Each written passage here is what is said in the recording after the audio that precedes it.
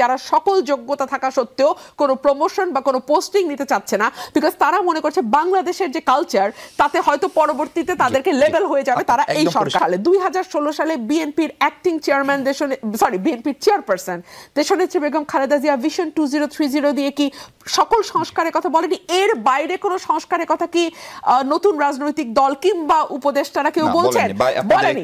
এবং যদি একটি পার্লামেন্ট, নির্বাচিত পার্লামেন্ট যার 2/3 মেজরিটি আছে, সে যদি এই সংস্কারগুলোকে অ্যাপ্রুভ না করে পার্লামেন্টে, এই সংস্কার আপনি কোনোদিনও বাস্তবায়ন করতে পারবেন না। রাশেদ, রুমিন আপার কথা থেকে স্পষ্ট সরকারও এটা স্বীকার করে যে বিশেষ করে পুলিশ এবং প্রশাসন সরকারকে সহযোগিতা করছে না। তার পেছনে একটা বড় কারণ হচ্ছে এদের নিয়োগ, এদের বাছাই প্রক্রিয়া, প্রমোশন সবগুলো টানা 4 মেয়াদ একটি সরকার ক্ষমতায় ছিল, যে সরকারটির ভয়াবহ রকমের পতন হয়েছে। ফলে তারা যদি সহযোগিতা না করে এবং তার পরিপ্রেক্ষিতে রাজনৈতিক দলগুলোও যদি সরকারটিকে সহায়তা না করে, প্রফেসর ইউনূস তো আসলে জোর করে এসে ক্ষমতায় বসেন নাই, তাহলে আপনারা তাকে এখন ছেড়ে যাচ্ছেন কেন মনে হচ্ছে এক প্রকার?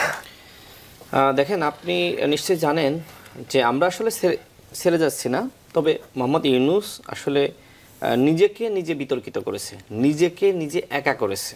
তিনি শুরুতে বললেন যে ছাত্ররা আমাকে নিয়োগ দিয়েছে, এরপরে আবার বিদেশি গণমাধ্যমে সাক্ষাৎকার দিয়ে তিনি বললেন, ছাত্রদের আশীর্বাদ ব্যক্ত করলেন, ছাত্রদের একটি দল গঠন করা দরকার, অন্যথায় এই অভ্যুত্থানের যে চেতনা সেটি হাইজ্যাক হয়ে যেতে পারে, আওয়ামী লীগের কালচার আবার ফিরে আসতে পারে।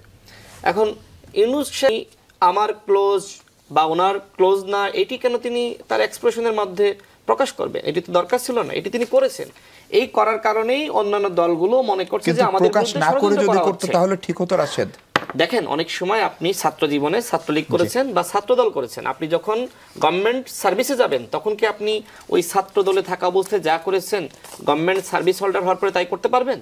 পারবেন না। আমি ধরে নিলাম যে ডক্টর ইউনূস ছাত্রদেরকে বেশি ভালোবাসেন, এটা মনে মনে রাখবেন, কিন্তু সেই ভালোবাসা যদি তিনি প্রকাশ করেন কাজের মাধ্যমে, নিরপেক্ষ না থাকতে পারেন, তখন তো অভ্যুত্থানের অন্যান্য শক্তিরা তারা মনে করে যে আমাদের মাইনাস করার একটি চিন্তায় ইউনূস রয়েছে বা এই সরকার রয়েছে।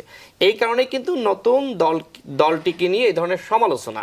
এখন সমালোচনা মানেই কি আসলে দলটিকে ভয় পাওয়া হচ্ছে? যে প্রশ্ন আপনি আমাকে করলেন যে আপনারা কেন কিংস পার্টিকে ভয় পাচ্ছেন, আমরা তো ভয় পাচ্ছি না, কিন্তু আমার কথা হলো যে সরকারটি রয়েছে, এই সরকারটিকে সবাই ভয় পাচ্ছে যে এই সরকার কি করে।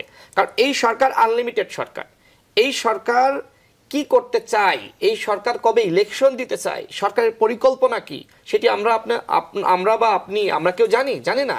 সরকার নিজেই বলেছে, সরকার প্রধান বিবিসির সাথে সাক্ষাৎকারে তিনি বলেছেন যে রাষ্ট্র সংস্কার তো শুরুই করি নাই, আবার তারা রাষ্ট্র সংস্কার করতে চায়।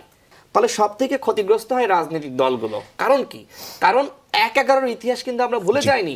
যখন তত্ত্বাবধায়ক সরকার ব্যর্থ হয়েছে তখন কি সেনা শাসন জারি হয়েছে।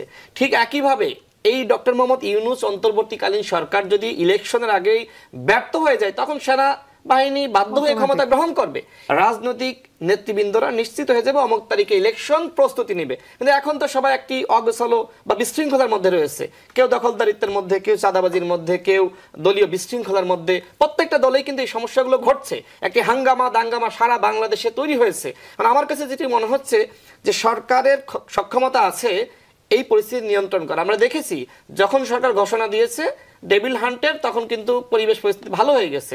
এরপরে যখন সরকার ছাড় দিয়েছে বা দুর্বলতা প্রকাশ করেছে তখন আমরা দেখেছি যে পরিস্থিতি খারাপ হয়ে গেছে। এখন যেহেতু বিষয়টা এরকম যে ইলেকশন দিতে হবে, সেক্ষেত্রে এই ধরনের পরিবেশ থাকলে সরকার বলতে পারবে যে ইলেকশন দেওয়ার মতো পরিবেশ নাই। এবং এই কথা কিন্তু নতুন যে দল গঠিত হয়েছে তারা কিন্তু বলতেছে যে ইলেকশন দেওয়ার তো পরিবেশ নাই। এই কারণে কিন্তু সন্দেহ সংশয় তৈরি হচ্ছে। আরেকটা কথা বলি, আমি বলেছিলাম যে নাহিদ এই মুহূর্তে আসলে কে? নাহিদকে আসলে উপদেষ্টা নাকি সে আসলে একটি দলের প্রধান? নাহিদকে মাথায় রাখতে হবে, সে এখন উপদেষ্টা না। একজন উপদেষ্টার মতন কথা বললে জনগণ কিন্তু ভুল মেসেজ নেবে। তিনি বলেছেন যে আপনারা ঐক্যমত পোষণ করেন, আমরা ইলেকশনের ব্যবস্থা করে দিব। তিনি কি আসলে এখন প্রধান নির্বাচন কমিশনার নাকি প্রধান উপদেষ্টা? সেই প্রশ্ন কিন্তু, বা এখন উপদেষ্টা পদে, সেই প্রশ্ন কিন্তু মানুষের মনে রয়েছে।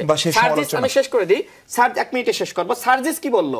সার্জিস বলেছে যে বিচার ও সংস্কারের আগে রাজনৈতিক দলগুলো কোনো কোনমুখে নির্বাচনের কথা বলছে।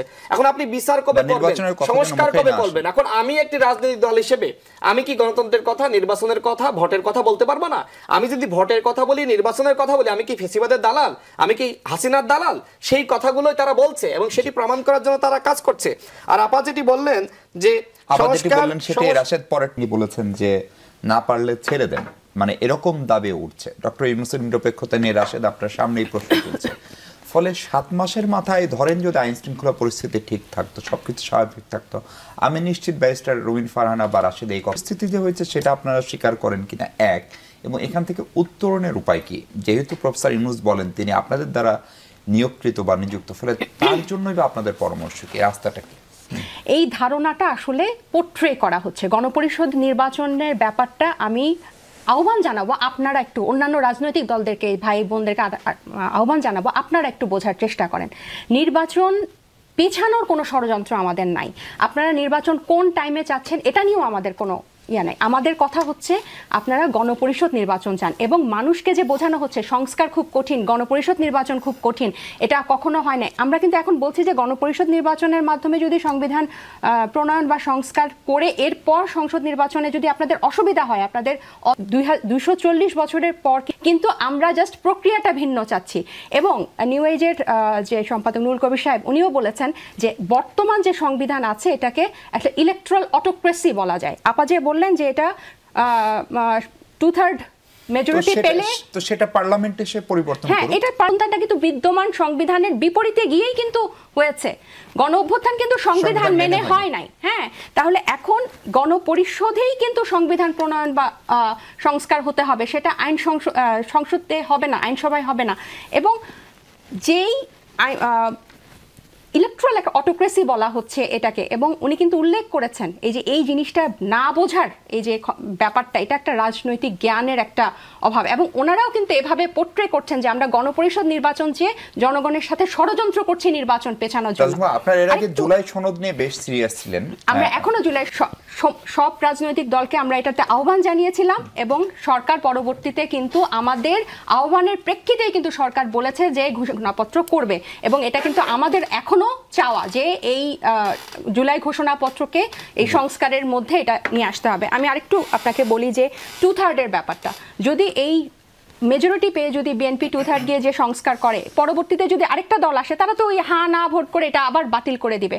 বোদ্ধারা বলেছেন, বিশেষজ্ঞরা বলেছেন যে কিছু ইরিভার্সিবল রিফর্ম আমাদের এই সংবিধানের লাগবে। এবার আসি যেটা রাশেদ ভাই বললেন, হু ইজ নাহিদ ইসলাম, যে নাহিদ ইসলাম কি ঘোষণা দিয়েছিল যে হাসিনার ফ্যাসিস্টের পতনের জন্য এবং ফ্যাসিবাস ব্যবস্থার বিলোপের জন্য এবং রাজনৈতিক একটা নতুন বন্দোবস্তের জন্য।